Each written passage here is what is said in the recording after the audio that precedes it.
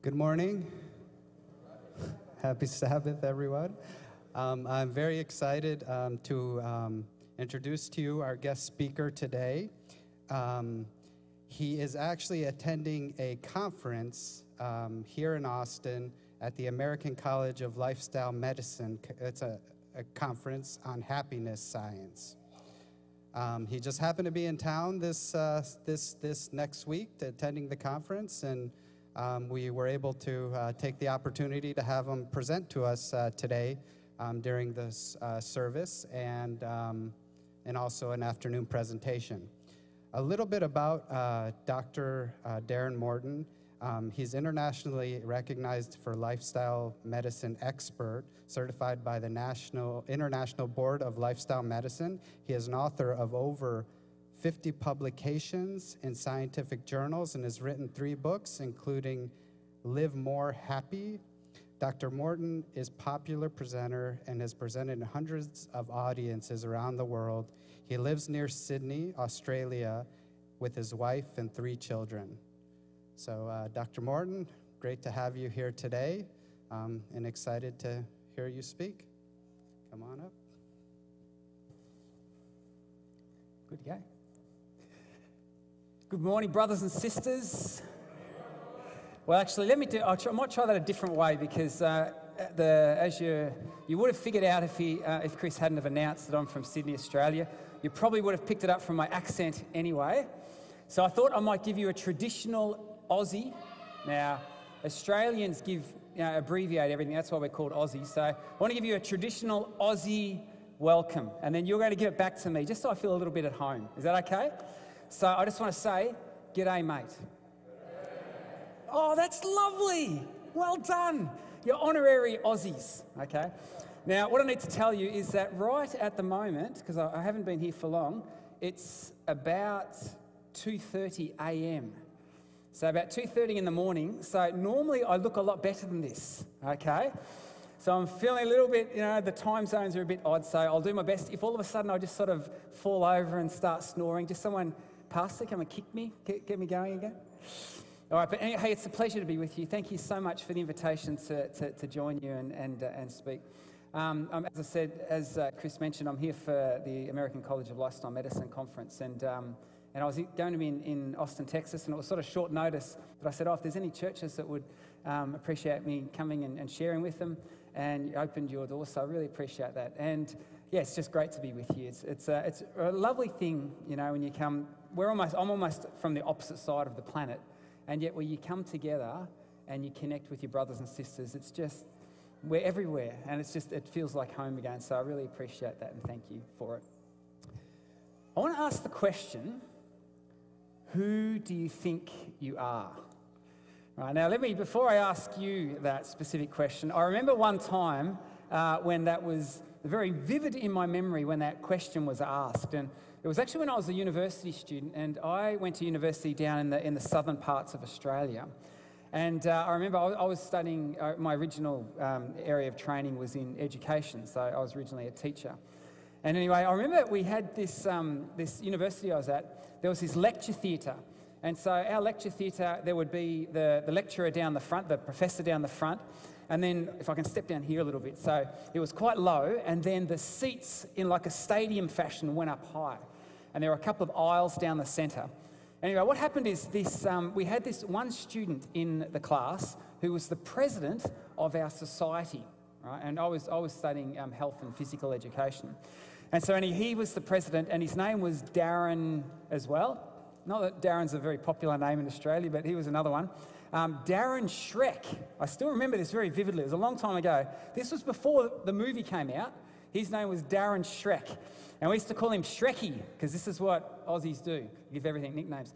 Anyway, it was before the lecture had started, and everyone was there about 5 minutes early.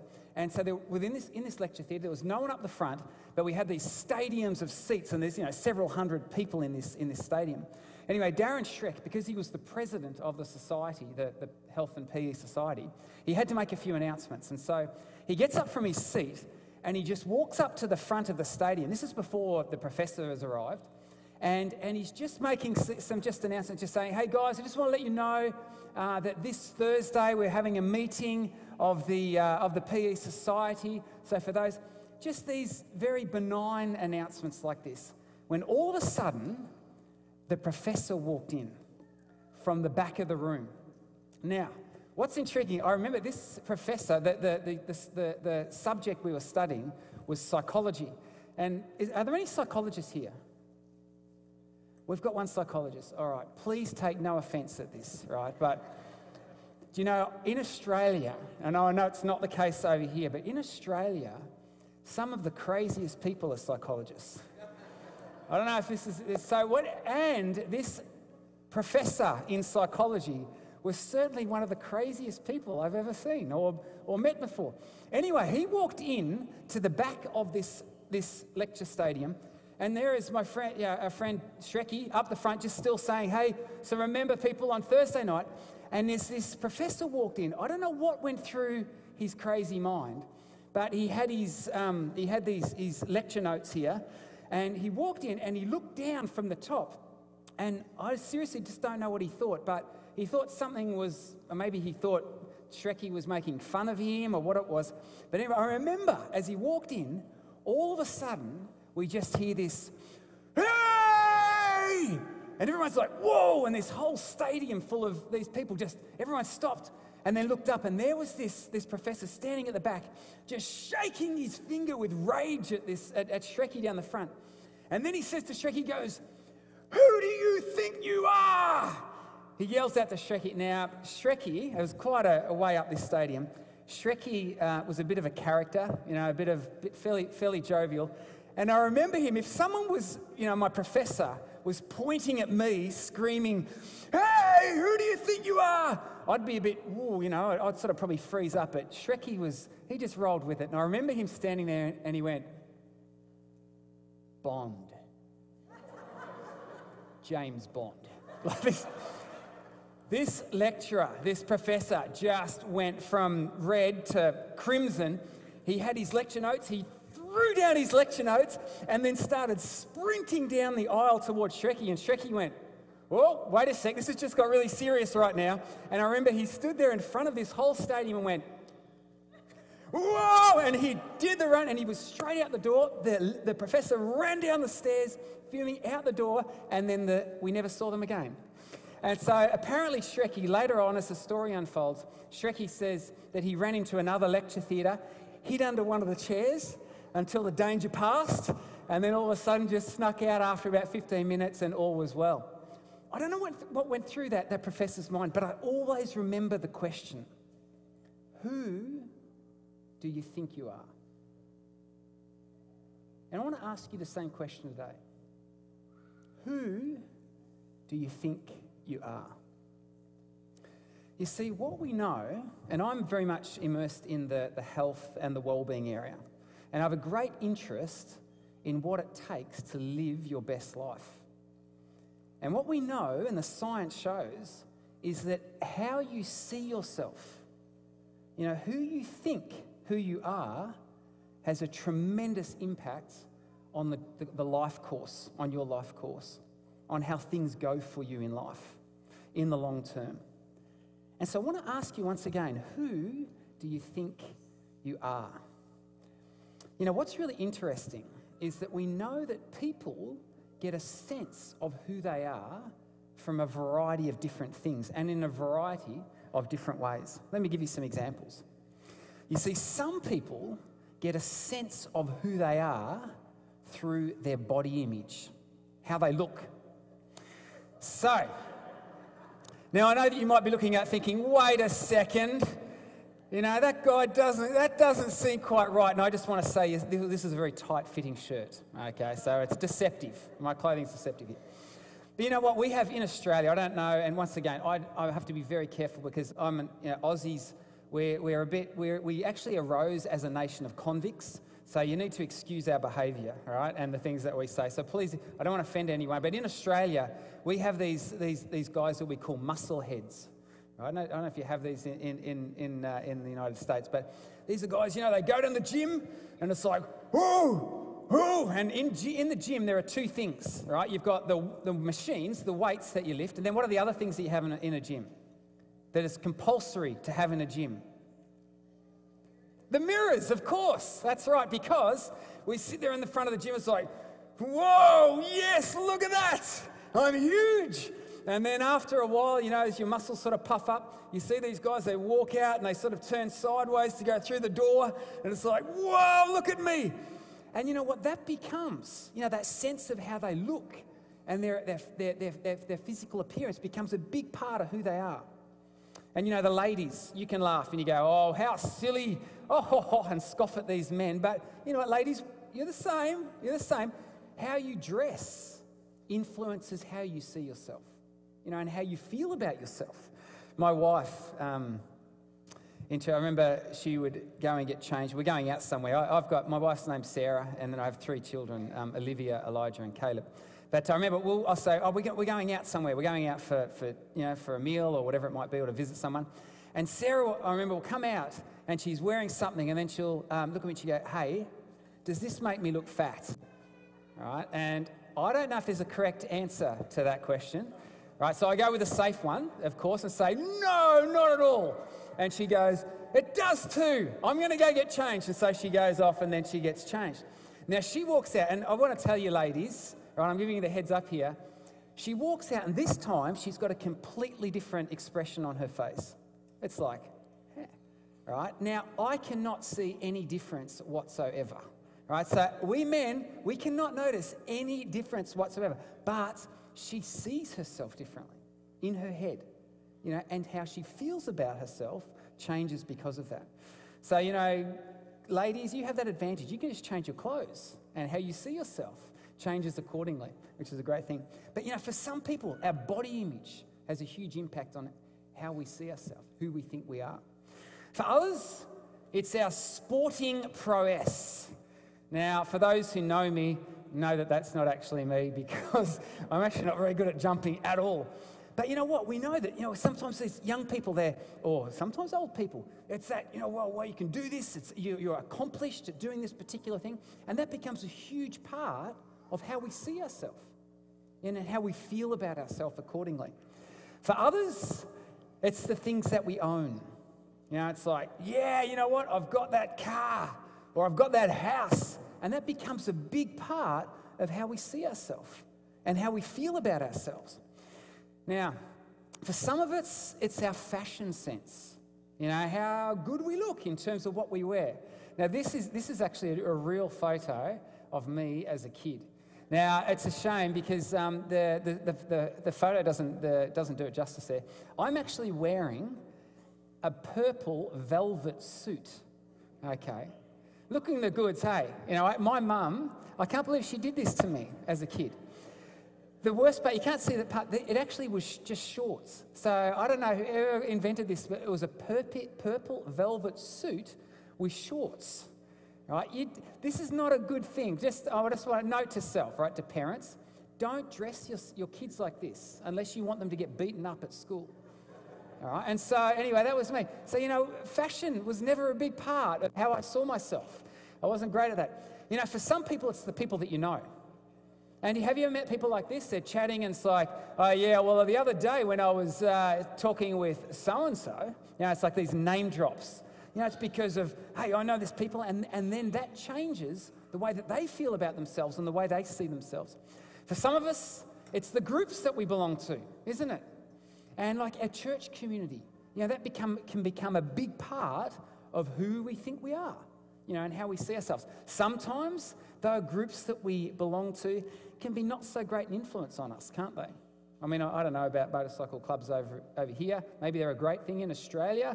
We have great clubs and we have some that are not so great as well. But sometimes the groups we belong to can be not so great an influence on us. Sometimes the groups we belong to can be a really positive influence on us. And I'm hoping that, you know, that the church community here is one of those, you know, and that when we become part of that, we become immersed in that culture and can be a very positive thing for how we see ourselves. So I ask the question, who do you think you are? And where are you getting your sense of your identity? I'll use that word. Where are you getting your sense of identity? How you see yourself from? You know, is it what you wear? Is it how accomplished you are at certain things? Is it the community, the group of people that you hang out with? Is it how much money you have or don't have? You know, what are the things that you use to gain, to develop that sense of identity? Now, what I want to tell you is that if you are basing your sense of identity on the kinds of things that I've described, you're playing a dangerous game. And the reason for that is that those things can and do change. You see, our muscles can sag. They can.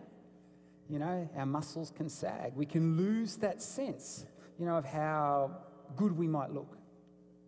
We can get injured and lose our sporting prowess, the things that we're great at. And you know what, you can laugh at this, but it is incredible how, maybe it's more of a male thing than female, I'm not quite sure, but even like, I'm not a bodybuilder, but I do a lot of athletic type things, and particularly running. And running's like sort of more distance running is something I have a great interest in. In fact, I'm a lecturer I'm a professor at Avondale College of Higher Education, which is the Adventist university in Australia. It's the only Adventist university in Australia.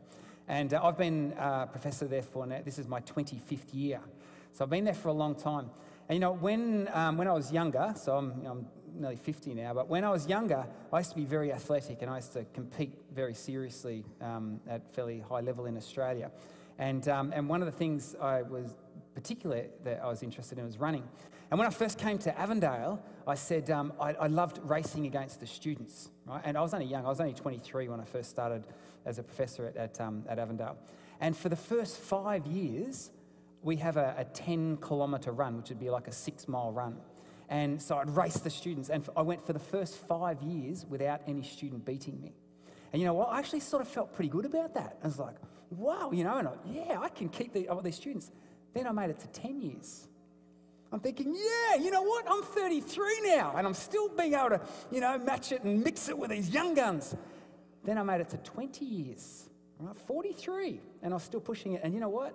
It's now 25 years, still haven't been beaten by a student in a run. And you think, big deal, all right? But for me, that was actually a pretty big part until last year. When all of a sudden, last year, 24 years, I'm trying to make it to 25 years, 24 years into it, a young student turns up and I hear about this guy, and he is a really, really classy runner. And I remember the particular morning when I woke up last year and thought, today is the day that I have to race this young guy, and I'm going to get beat.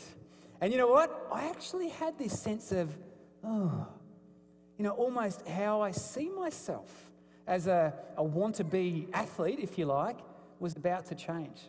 You know, it was almost like a little identity crisis. And I remember waking up that morning, and I rolled over and I said to my wife, I said, Sarah, today things change. Today is the day that I will no longer be the man that you married. Right? And I remember being the loving and caring and gentle wife that she is. She looked at me and she said, get over it. Anyway, do you know what? I went to class that day, fronted up, they called up, we knew the time, and as we assembled there, I'm looking around for Trent, this guy who I knew, and where is he? And then all of a sudden, I see him hobbling up on crutches with his ankle all bandaged, which he'd rolled really bad the night before playing basketball. And I went, thank you, Lord. One more year I can hold on. You know, isn't this interesting? Like something as small as that. You know, it's just a little thing, big deal how fast you might be able to run or not run. Yet for some people, that becomes a pretty important part of their identity. And when it's shaken, it can actually be troubling to them. You know, we can lose our possessions. You know, we can find ourselves in this situation where the things that we had, the things that we thought gave us our sense of worth, our sense of identity, all of a sudden they change. We lose them. We can become disconnected from our community and our friends. And we know the heartache of when relationships get destroyed. When we see ourselves as, perhaps a married person and all of a sudden that disintegrates. It can be tragically challenging for us. We have to reinvent how we see ourselves, our sense of identity and worth. And then sometimes we all grow old and lose our good looks. Now, I don't get this one. I said to my wife, hey, I need some photo just to illustrate this idea of growing old and losing our good looks. And she goes, there's a good one. And I went, okay, but I'm still a little bit puzzled as to why I put that one there. But anyway, so we all lose these things. So, I want to come back to this question. Who do you think you are? And where are you gaining this sense of your identity? Because what we know is that when those things that I've described, that we often build our sense of identity on, when they change, and they do, for some people that can be a tremendously troubling period in their life. In fact, we call it an identity crisis. Do you use that terminology over here? This identity crisis. And we often sometimes see it about midlife, right? Where guys, all of a sudden, things start to change. They're no longer, they can't do the slam dunk. They've lost those elements of, where they once built who they thought they were on. And then we see them doing crazy things sometimes. They race out and they buy fast cars. No, I hope that if you've done that, that's fine, it's great, all's well. Or worse still, they change their relationships. They do crazy things because they're struggling with that sense of who they are. Right? And of course, ladies do the same. So who do you think who you are? And what are you building that sense of identity on? There is a fascinating study that was done in the island of Kauai. And I hope I'm pronouncing that correctly, but it's actually one of the islands of Hawaii. And it was done back in the 1960s. And what the researchers were interested in is knowing what does it take to help people succeed in life, to truly flourish in life, to move ahead and do well, to become valuable, worthwhile, contributing members of their community. And they picked that island and they said, what we're going to do is study every child that is born in that community and then follow them up for the next 30, 40, 50 years and see what they make of their life. And so the reason they picked that particular community is because it's a very disadvantaged one. Right? There's very high rates of teen pregnancy and drug use and crime and very low socioeconomic. And so these kids, they're starting on the back foot, right? This is a tough gig that they're being born into. And so the researchers did that. There were about 600 children that were born on that island, and they've been following them up now for almost 50-odd years. And they came to a fascinating conclusion, because what they found is about a third of the kids coming from that very disadvantaged space, that very disadvantaged community, actually went on to do very well in life. Right, were very well established, grounded, contributing, valuable members of their community. And they thought, what is it? What is it about those kids that's making the difference? Given that, and where 2/3 of the kids weren't succeeding so well. What is the difference? And you know what? It boiled down to one thing. One thing. And that is the kids who thrived had a strong sense of identity, of who they thought they were. But the researchers went one step further than that, and they said, what was it that allowed these kids to develop this robust sense of identity? And here is the quote that the researchers came up with. They said that the resilient youngsters, these were the ones with a strong sense of identity, in our study all had, now listen to this, at least one person in their lives who accepted them unconditionally, regardless of their temperamental idiosyncrasies, because we all do stupid stuff sometimes, don't we?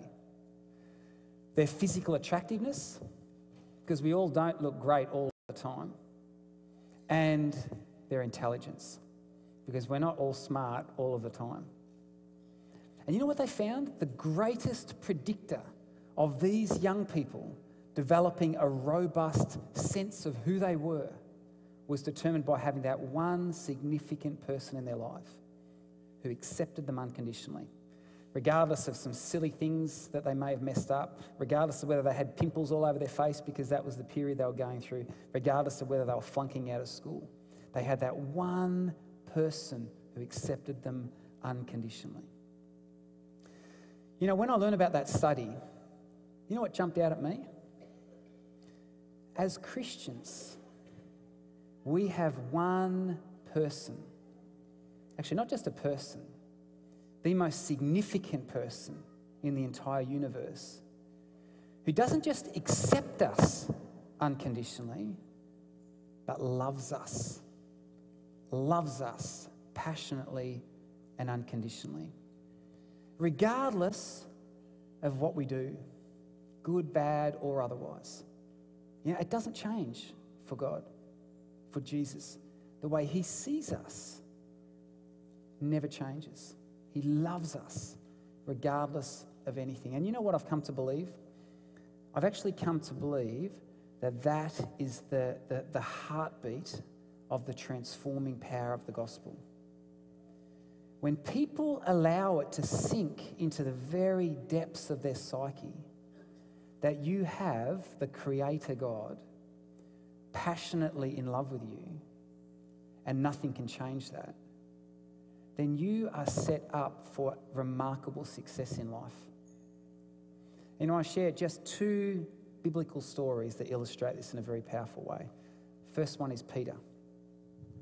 Peter suffered an identity crisis, and it happened at the time when he denied Jesus. Because, you know, how did Peter see himself? Peter saw himself as the man. He was like full of, yeah, let's do it. Come on, let's go and take those people. I've got a sword. You know, he was the guy in Gethsemane like swinging, yeah, watch this. I'm the strong one. I'm the powerful one. I can do it. Right? And then all of a sudden, when push comes to shove, and someone says to Jesus, to Peter, hey, aren't you one of those, you're connected with Jesus? And he's like, no, I'm not. Not me. Hey, I don't know what you're talking about. And then when Peter walks out of there, you know, in fact, the spirit of prophecy talks about this as well, he was completely crushed as an individual. He was suffering this intense identity crisis because he'd seen himself as Peter the strong. Ooh, this is me. Ooh, ooh. And then all of a sudden, that's not me. I'm weak. I'm a coward. And he was just a broken man. What intrigues me, what I find fascinating about the story of Peter is what does Peter do in the midst of his identity crisis when he doesn't know who he is anymore? You know what? You actually see Peter going back, trying to rebuild his identity by doing what he was good at previously. And where does Jesus find him? Fishing. He was a fisherman. He's gone back to that. Maybe I can build. I don't know what I'm doing here, but I'm just going to go fishing. And then what I love about Jesus is that when he comes and he draws Peter out and he says, Peter, do you love me? Do you love me? Do you love me? Jesus had every opportunity just to crumble Peter as a person. But you know what? When Peter is at rock bottom, Jesus says, let me tell you who you are. You are the rock, and I will build my church upon this rock. You see, Jesus, I've come to believe, is an identity whisperer. He tells us who we really are. And it's not built on what we can do or how great we might be at this or what we own or what we have or who we're connected to in terms of communities down here. It's built on the fact that Jesus loves us and accepts us unconditionally. You know, what a firm, incredibly remarkable and powerful foundation to build our sense of identity on. What about this story? Mary. This is probably one of my favourite stories in the Bible. You know the story. Here is Jesus teaching, and all of a sudden the Pharisees drag in this woman caught, in the wrong way. And you know what they're doing? What I find fascinating about this story, they're all pointing the finger, aren't they?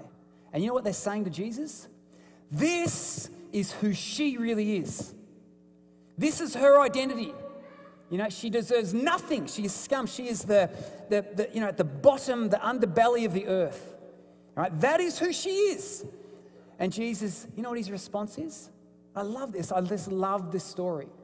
He goes, oh, this is effect what Jesus has done. Oh, you want to tell me about who she is? Well, let me tell you about you, who you really are. And as we understand, he bends down and he starts writing in the dust. And, you know, we believe that he started writing the sins of the people before him. Now, these people, the Pharisees, you know, these are the holier than thou, dressed up, well regarded. They see themselves as their identity came from, hey, I'm a religious scholar. You know, I'm a teacher of the people. You know, and this is how I dress and this is how I conduct myself, and people look up to me. And Jesus goes, you're building your identity on that? Well, let me tell you who you really are. You do this. And you watch all of a sudden their identity just crumble. And you do this. And these people wander away. Because an identity crisis is hard to find, hard to confront. But then what does Jesus do to the lady? He says, that's not who you really are. Come up with me. Come up with me. This is who you really are.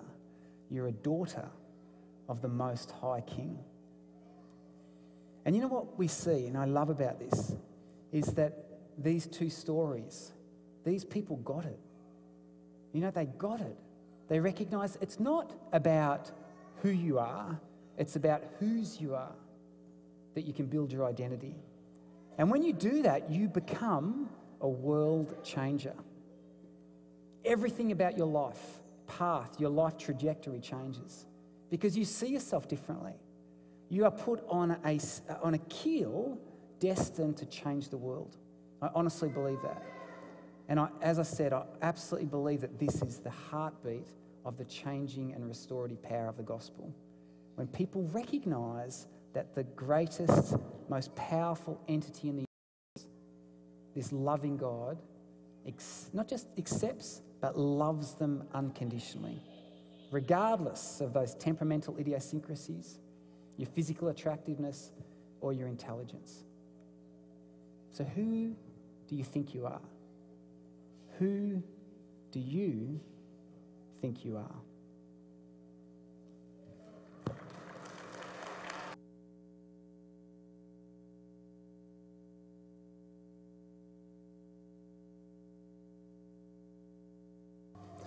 You know, before we pray, I want to show you a little photo here of this is my middle child, Elijah.